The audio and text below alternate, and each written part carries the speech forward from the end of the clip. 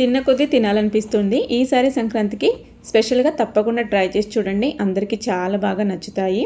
స్ట్రైనర్‌లోకి ఇలాగా 2 కప్పుల శనగపిండి వేసేసుకొని జల్లించేసుకున్నాను.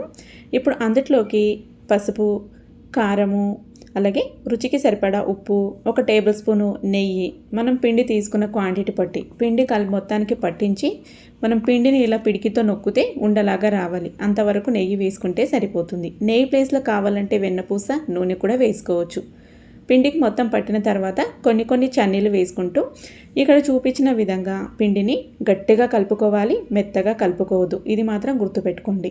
తర్వాత 1 టేబుల్ స్పూన్ నూనె వేసేసుకొని పిండిని నేను ఇక్కడ చూపించే విధంగా బాగా నీడ్ చేసుకోవాలి. చూడండి, ఇలా బాగా నాదుకుంటే పిండి అనేది జిగురు వచ్చి మనం ప్రిపేర్ చేసుకునే రెసిపీ చక్కగా కుదురుతుంది.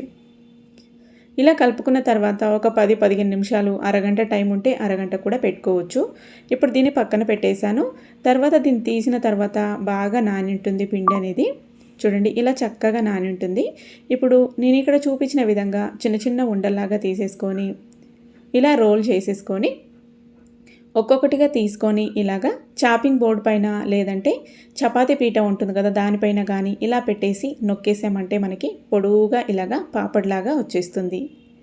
సైడ్లో కావాలంటే ఇలాగా నీట్గా కావాలంటే కట్ చేసేసుకొని నైఫ్తో నేను ఇక్కడ చూపించిన విధంగా తీసేసారంటే చక్కగా వస్తాయి.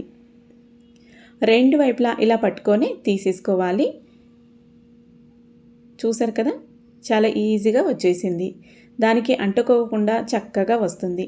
అన్నీ ఇదే విధంగా ప్రిపేర్ చేసుకోవాలి. చూసారు కదా, చెయ్యంత పొడుగుగా వచ్చింది. అన్నీ ఇలా ప్రిపేర్ చేసుకొని ప్లేట్లో ఒకటిపైన ఒకటి వేసుకున్న కూడా అంటుకోవు.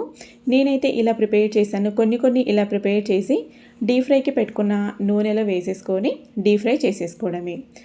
నూనె అనేది మీడియం హీట్లో ఉండాలి. అండ్ ఇవి వేసేసుకొని బాగా మంచిగా కలర్ వచ్చేదాకా వేయించుకోవాలి. ఎర్రగా కలర్ రావద్దు, కొద్దిగా పసుపు కలర్లోనే ఉంటేనే చక్కగా టేస్టీగా ఉంటాయి. చాలా బాగా గుల్లగా ఉంటాయి, సాఫ్ట్ క్రిస్పీనెస్తో ఉంటాయి.